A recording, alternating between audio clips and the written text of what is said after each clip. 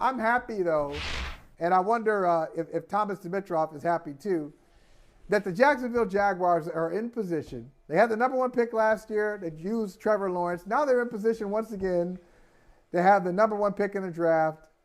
They're trending in that direction. And it's a restart. Thomas, they get a do-over. They got Trevor Lawrence. They may get a do-over with the number one pick. Hey, it's almost as if Urban Meyer was never here. Well, not just that, Thomas. Welcome, Thomas Dimitroff. I would venture to say it's a better job now than it was when Urban took it last year. Like the next coach, there really is nowhere to go but up now. You already got the quarterback in place. You got draft picks. Yeah. It's a better job now for the next head coach, is it not? Look, wow, a lot to talk about. You guys have been waxing poetic here, and I've been listening, and I hear it at a lot of different levels. From an organizational perspective, gentlemen, think about this. And I mentioned this months ago. The league is really, really finicky about who they allow into their teams, into this league, as far as who's going to coach. Very particular about college coaches coming in, especially college coaches with that sort of omnipotent, omniscient element to them. So I believe there were so many people out there, not only, quite honestly, around the league and his division, but within the organization who were really, really concerned about a coach like Urban coming in there, running the organization like he would. And I mentioned this before, head coaches coming from college do not have to work with ADs in the same way that they'll have to work with general managers and everyone else within the organization. There were a lot of people within organizations when a college coach comes in who are on the edge of their seat. They're walking on eggshells. They don't know how to approach it. They don't know how to approach that coach oftentimes. So there's this weird sort of karma out there coming in for these coaches. And I find it, without getting sort of mystical on it, I find it like it was heading in that direction, months ago. And here we are with a situation where now you have Trent Baalke, who's the general manager there. And Trent's a good football man. Trent was a part of that. Like many people were a part of that decision there. Gentlemen, remember this.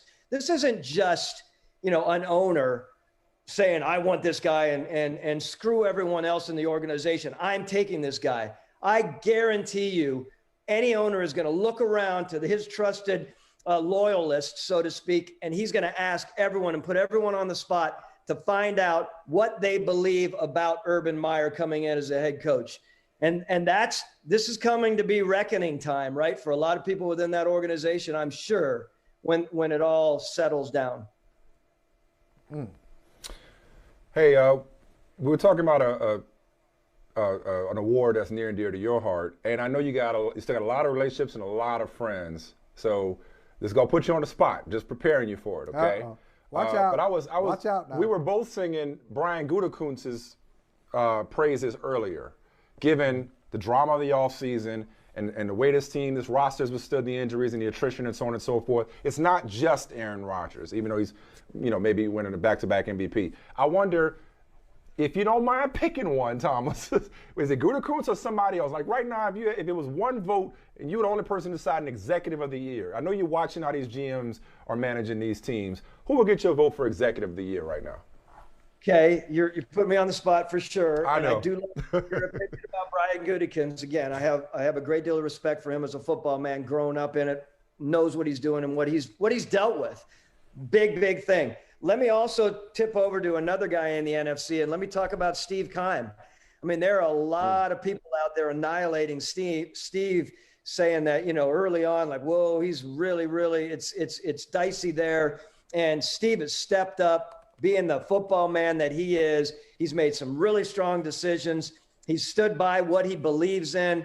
I'm really impressed with what Steve has done as well. So those two guys right now are really, really impressive and high up on that sort of right in line for that potential award.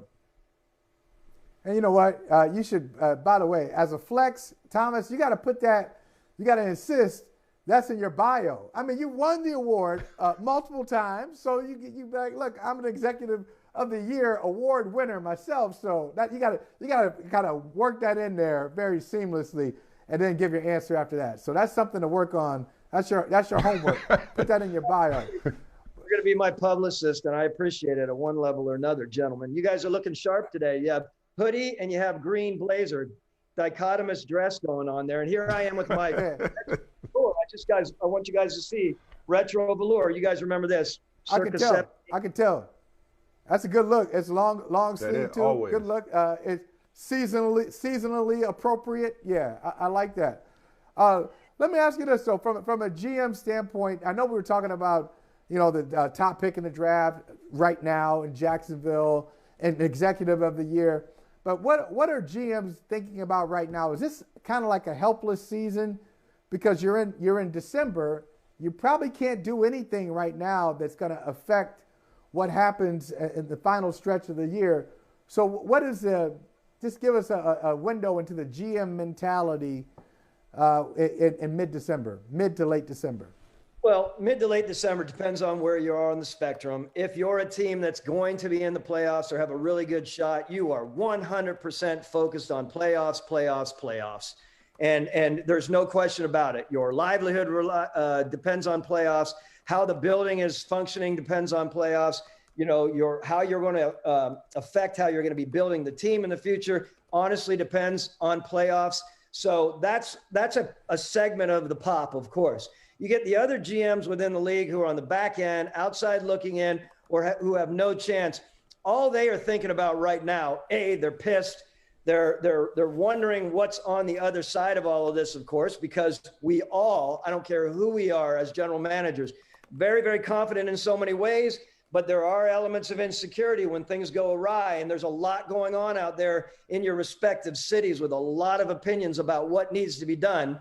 Those general managers are focused on what's next. They're meeting diligently with the personnel people more than likely. They're probably meeting with their owner, talking about the finances of the organization moving forward.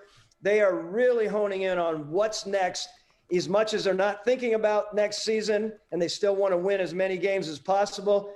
They've more than likely moved on from really focusing on what's going on in the last few games, but for watching the players to see who is developed and not developed. They are thinking about team building and how they're going to get their asses out of a hole. That is a big, big deal right now.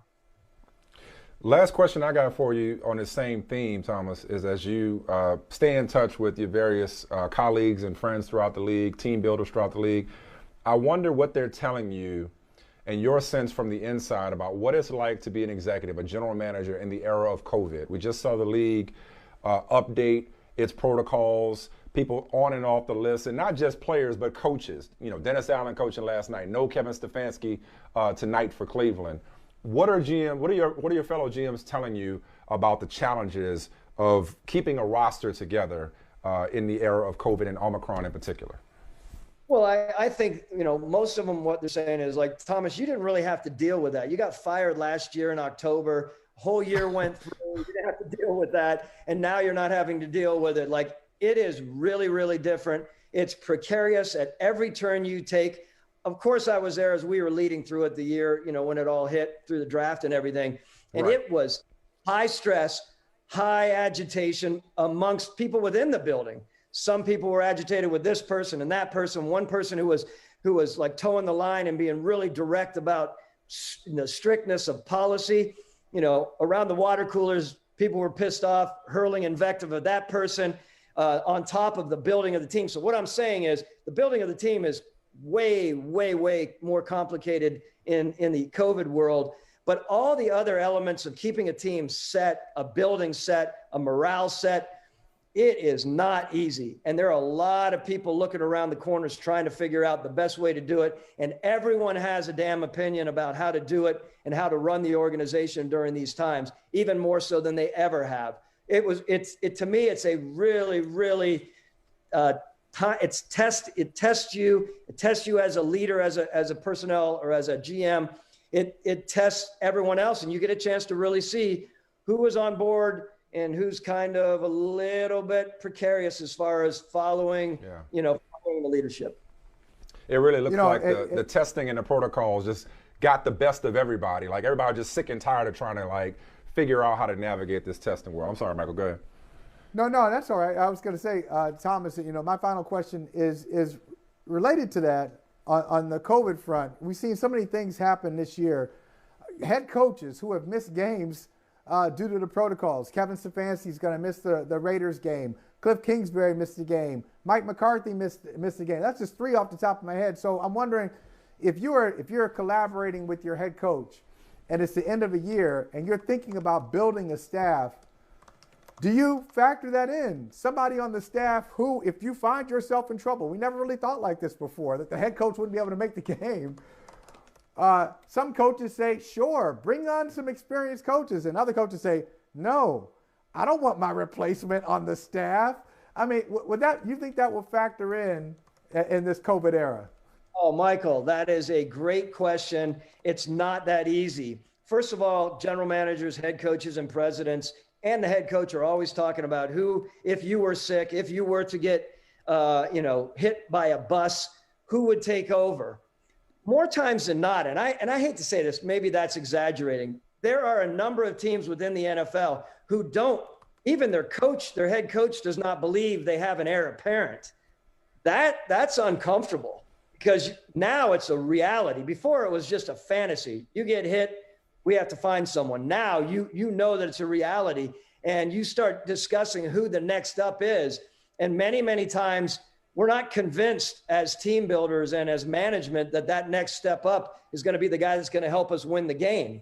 I mean, Dallas was very fortunate to have a guy like Dan Quinn step up, tossed his hat around backward and went full forward. There are other guys like that on a staff that are really ready. There are other staffs out there, I guarantee you, who are really concerned about what they're going to do during that time. Of course, can that coach from afar? I don't know how that works. You know, he can't get on a phone, of course, but the preparation, how involved is that head coach who's out with COVID? I'm sure they're very involved, off the beaten path, so to speak. Thomas Dimitroff, we appreciate you, brother. Thank you so much. Always appreciate your insights into this team building process, which I'm going to go and now apply to Madden franchise mode. I'm going to take your knowledge and try to build my own champion in the franchise world. Leave it alone, Mike. It's just too much time. It's addictive. I talk to Thomas, I get the itch. Appreciate you, man. Thank you so much. Thank you, all right, guys. Thomas. Hey, thanks for watching Brother from Another on YouTube. Make sure you hit subscribe before you leave, and be sure to watch us 3 to 5 p.m. Eastern Time on Peacock. Appreciate you.